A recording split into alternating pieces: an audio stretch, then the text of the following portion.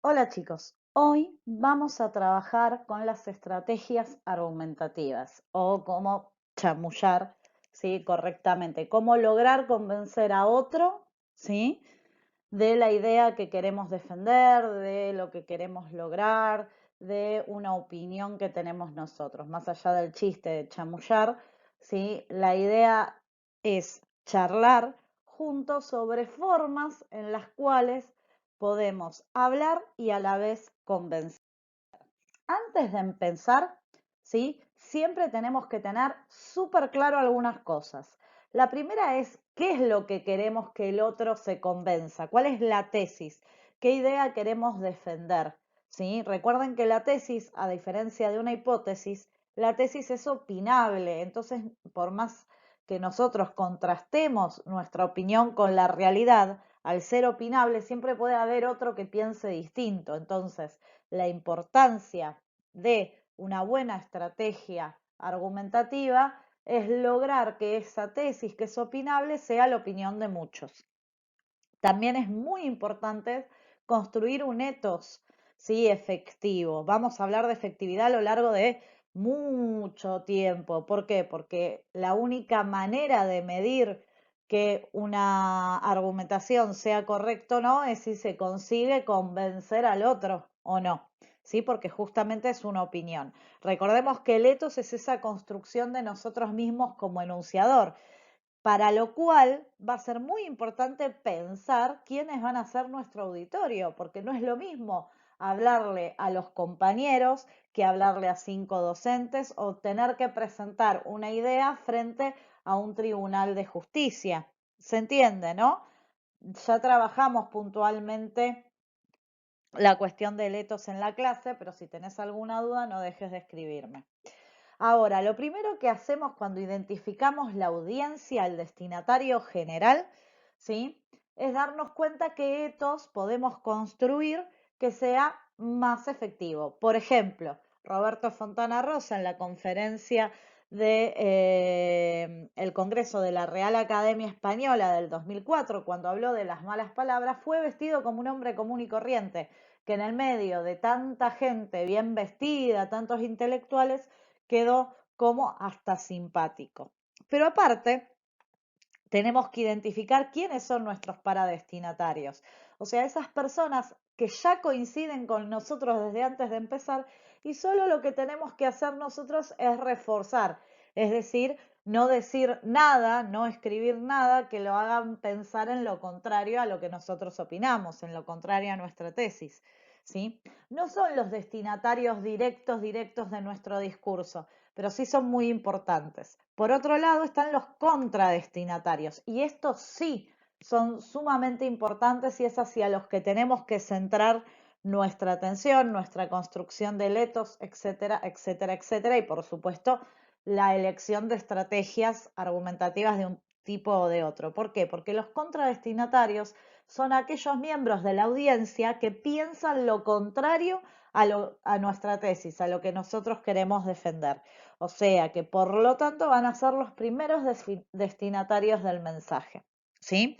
Entonces, ya tenemos en claro cuál es la idea que queremos defender o que queremos refutar en el caso de que sea una por la negativa. Ya tenemos en claro cómo construimos esa presentación de nosotros como enunciador y a quiénes tenemos que apuntar dentro de la audiencia para refutar su propia opinión y reforzar la nuestra o confirmar la opinión que tienen porque es similar o es la misma que nuestra tesis.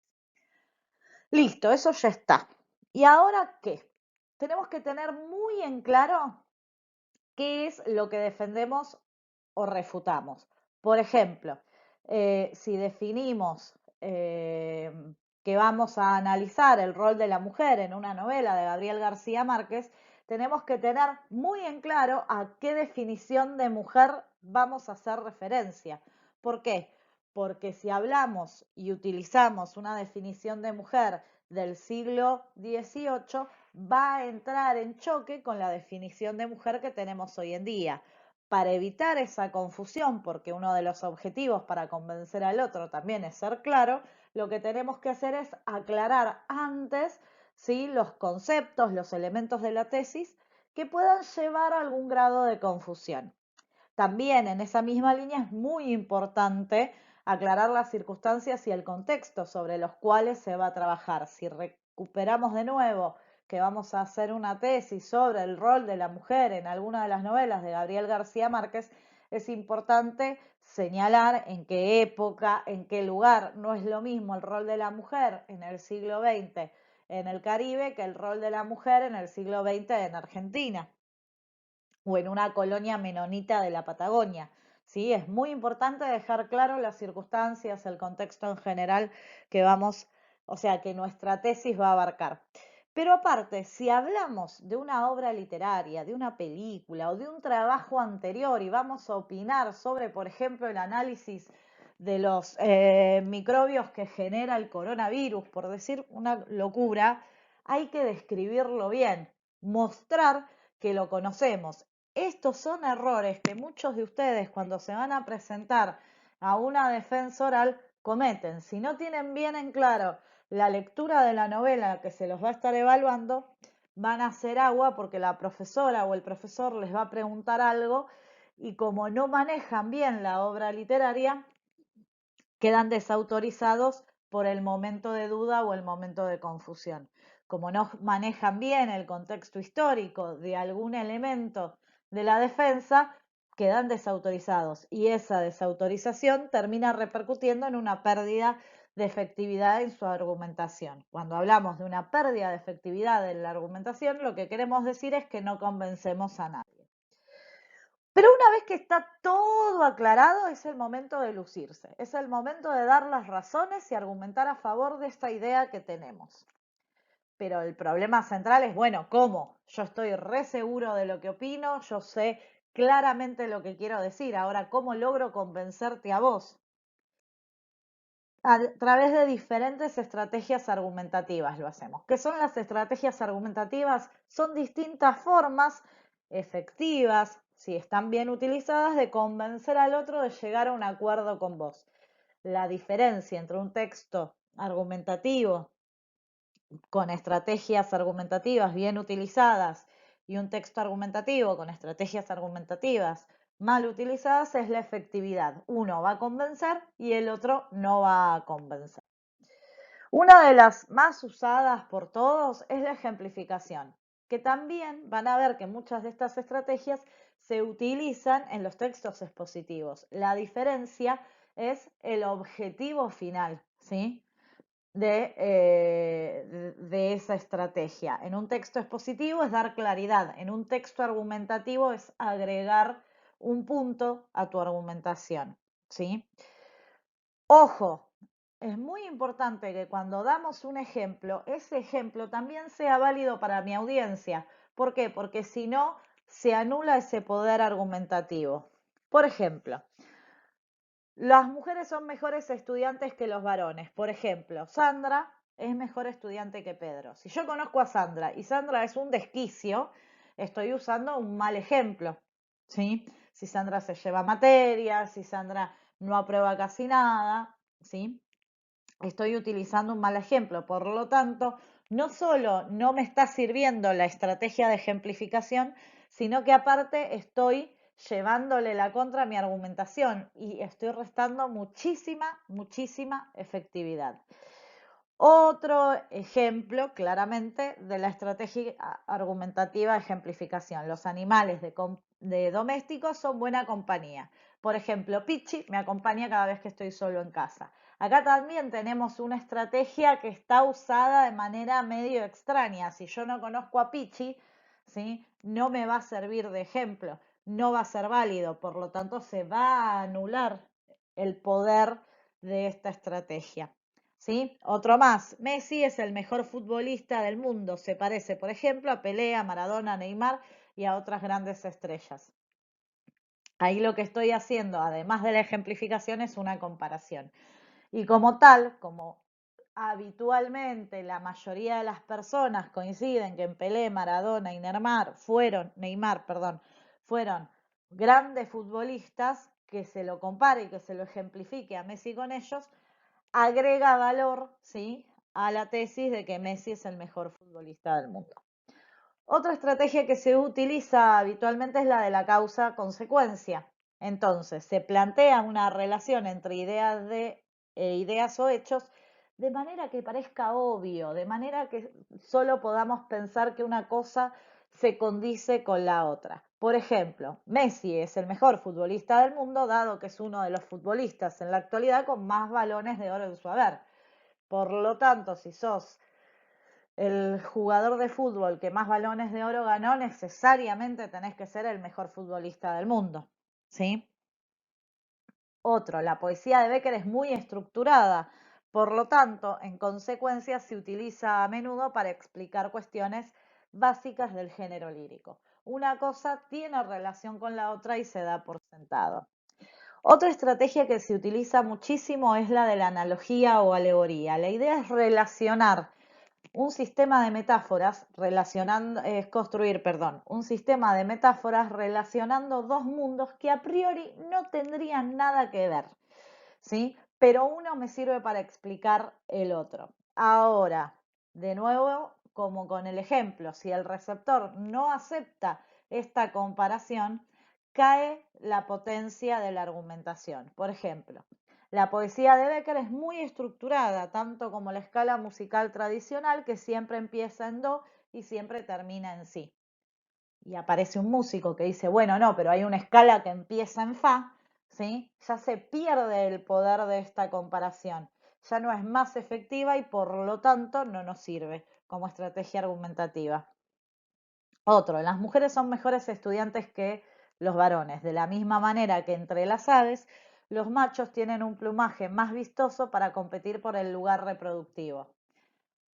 Ahí yo no conozco ningún biólogo que diga lo contrario, parecería que es una alegoría, una analogía bastante correcta, o sea, de la misma manera que físicamente las aves macho tienen un plumaje más vistoso que las hembras por una cuestión de búsqueda de la pareja reproductora, bueno, las mujeres tienen un coeficiente intelectual mayor al de los hombres porque tienen una capacidad genética inherente.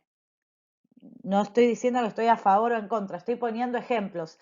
Si vos que me estás escuchando automáticamente te saltan refutaciones a esto que acabo de decir, significa que la alegoría, que la analogía que acabo de construir está mal hecha o no es efectiva. Messi es el mejor futbolista del mundo, como el chita es el animal más rápido. Ambos se destacan del promedio de sus semejantes. ¿Sí? Bien, un recurso poético que es muy habitual en el discurso argumentativo también, que es la pregunta retórica. ¿Cuál es el objetivo? ¿Sí? Es la búsqueda de coincidencia con el receptor, con el destinatario, haciendo preguntas que uno ya sabe que el otro se puede llegar a hacer y respondiéndolas al mismo tiempo. ¿Sí? De esa manera damos por sentado cosas antes que el otro la piense. Parece rebuscado, pero no es tanto. Es una estrategia que ya da por sentada, escondida en una pregunta o una afirmación. ¿No son siempre más organizadas y prolijas que los hombres, las mujeres? Bueno, no me conocen a mí que soy un despelote, ¿sí? Claramente, ojo, porque hay construcciones de estrategias argumentativas que están mal hechas y que van a hacer perder efectividad. Otras, ¿acaso el perro no es compañía del hombre desde hace siglos? ¿No es verdad que Messi es uno de los jugadores con más perfil bajo y mejor pago de toda la Argentina? ¿No es por estructurada que la poesía de Becker siempre tiene una métrica par y muchas rimas en lugar de versos libres? De estos 4 ejemplos que yo acabo de dar, hay 2 que son muy vagos, que son muy amplios, que es este de las mujeres más organizadas y prolijas y Messi como el jugador de más perfil bajo y mejor pago. ¿Por qué? Porque rozan mucho la opinión, ¿sí? Y no están basados en datos fijos. ¿Por qué? Porque yo puedo rastrear desde cuándo se conoce que el perro es compañía del hombre y puedo rastrear si la métrica de la poesía de Becker es par y con rima constante, pero lo otro no lo puedo rastrear, entonces al no poder contrastarlo pierde su efectividad. Cita de autoridad, importantísimo recurso, importantísima estrategia argumentativa para darle valor a lo que yo opino, que es acercarme, ¿sí? O aliarme con alguien muy reconocido que opine igual que yo, ¿sí? Si bien, como dice ahí en la filmina, pueden hacer referencias a datos estadísticos, resultados de investigaciones o el saber popular, siempre es más efectivo usar de referencia a una autoridad, como dice el título del recurso. ¿Por qué? Fíjense, según la editorial de la BBC, las mascotas curan la depresión, la ansiedad y reducen el estrés. Según una encuesta de la Eurosport, Messi supera a Maradona en popularidad y habilidad. Si bien tanto la BBC como Eurosport son entidades reconocidas, nada quita que dentro de un par de años caigan en desgracia, ¿sí? Porque perdieron la guía de los profesionales que trabajaban ahí por un montón de razones. Entonces, al caer en desgracia la institución, cae en desgracia el argumento que sostuve, ¿sí? A partir de esa institución. Fíjense en estos dos casos.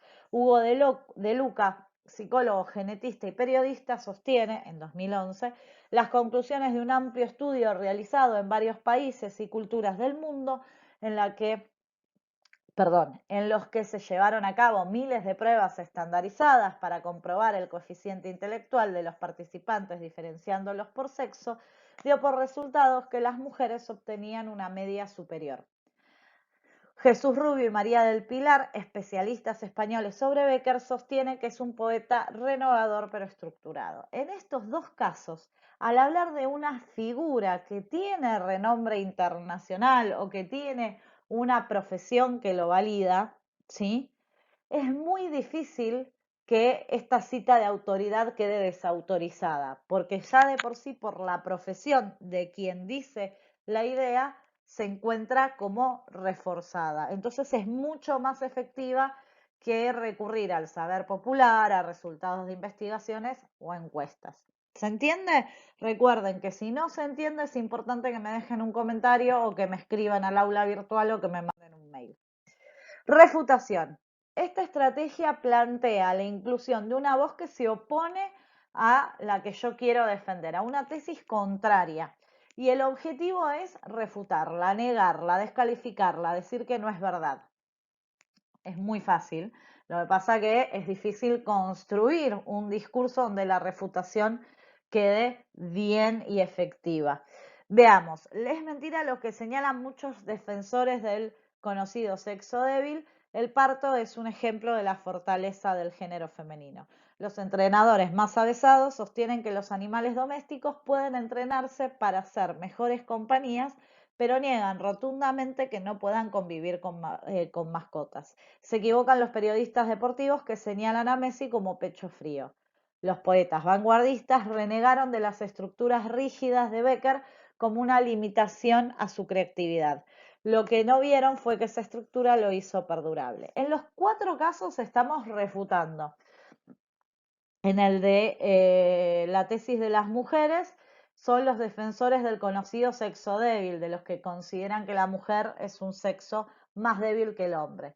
En el caso de los animales de compañía, estamos refutando a todas aquellas personas que sostienen que los animales domésticos no pueden convivir con bebés. En el caso de Messi, a los periodistas deportivos, y en el caso de Bécquer, a los poetas vanguardistas. Sin embargo, fíjense que las dos refutaciones más breves, las del sexo débil y la del pecho frío, no son fuertes, no definen, ¿sí?, por qué lo refuto. Por lo tanto, pierden efectividad. Fíjense cuando planteamos una concesión, que es mucho más efectiva que una refutación. La concesión se trata de aceptar una parte del discurso del otro para de esa manera poder decir que no tiene razón. Fíjense, aunque es verdad que físicamente hay mujeres que no pueden sostener el rendimiento en comparación a los hombres, también es verdad que hay hombres que física y cognitivamente no pueden sostener el rendimiento en comparación a las mujeres. Yo, mujer, si empiezo a entrenar y a hacer boxeo, claramente podré rendir más físicamente que un hombre que no entrene, que no haga boxeo y que tenga, por ejemplo, hiperobesidad. ¿Sí? De la misma manera pasa al revés, no está marcado por el género.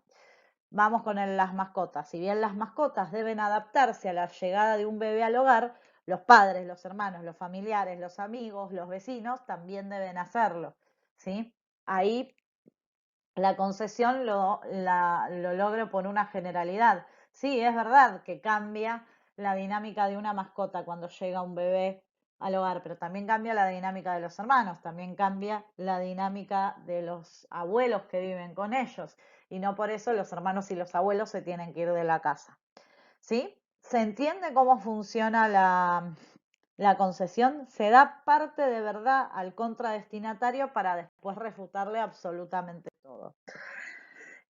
Finalmente tenemos la descalificación. Es anular el argumento, que en realidad más que estrategia es una falacia, es algo que usamos pero no es muy honrado, porque no estamos anulando el argumento del oponente, de mi contradestinatario, sino lo que estoy haciendo es descalificarlo, o sea, valorarlo negativamente por lo que es y no por lo que dice.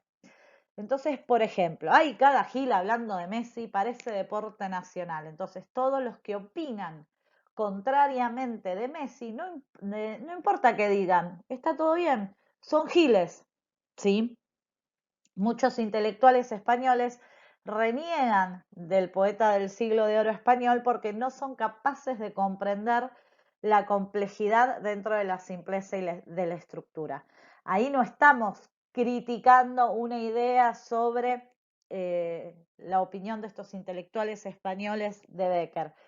Les estamos diciendo tontos que no son capaces de comprender la complejidad que escribió Becker dentro de algo que parece muy simple.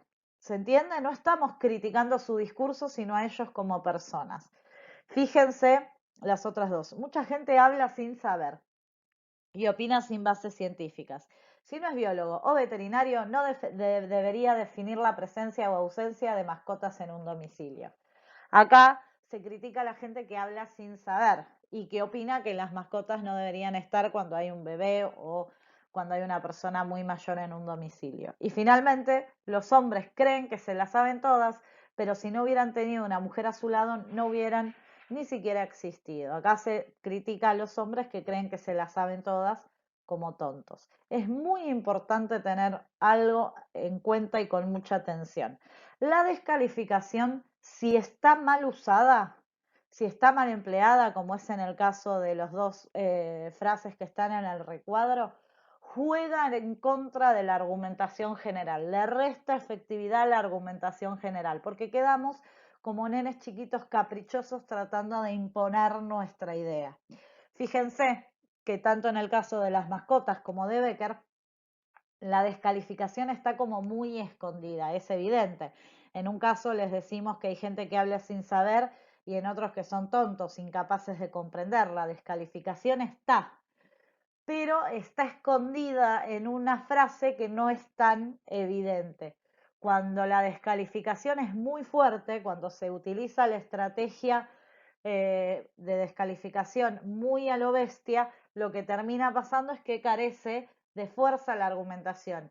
Y al carecer de fuerza de argumentación, nuestra idea, nuestra tesis, pierde posibilidades de convencer al otro. Piensen en los discursos políticos, cuando hay alguien que todo el tiempo está gritando y agrediendo, ¿qué es lo que se le critica? Que no pueden establecer un diálogo correcto con el otro, ¿sí? A partir de ahí es muy interesante cuando utilizamos el recurso de la descalificación, que es muy efectivo si se utiliza bien, utilizarlo escondido en varias frases. ¿Por qué? Porque si se hace muy evidente y muy brusco, termina atacando mi ethos. Termina quedando yo como un adolescente que se está quejando porque le gusta ser rebelde, etcétera, etcétera, etcétera, pero que no tiene razón. Ojo con eso.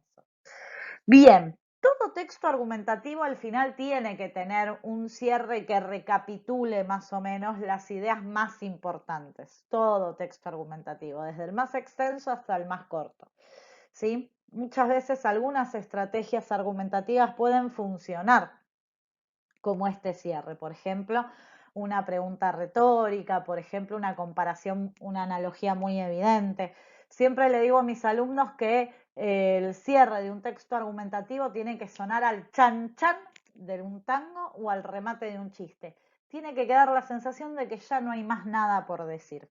¿Sí? Si eso se logra, es muy probable que el texto argumentativo sea muy efectivo. Pero es muy importante tener en cuenta esto. Cualquier error en la construcción del texto argumentativo genera siempre una pérdida importante en la efectividad. Si yo en alguna de las estrategias, por ejemplo, quedé como poco seria porque una de mis fuentes fue Wikipedia, por ejemplo, va a perder efectividad mi argumentación. Si en la construcción de letos fui muy exagerada y quedé fuera de lugar, estoy pensando en cierta persona que se disfraza de payaso para presentarse a unas elecciones, por ejemplo, si fui muy exagerada, pierde fuerza, ¿sí?, mis argumentos frente a lo ridículo de letos que construí.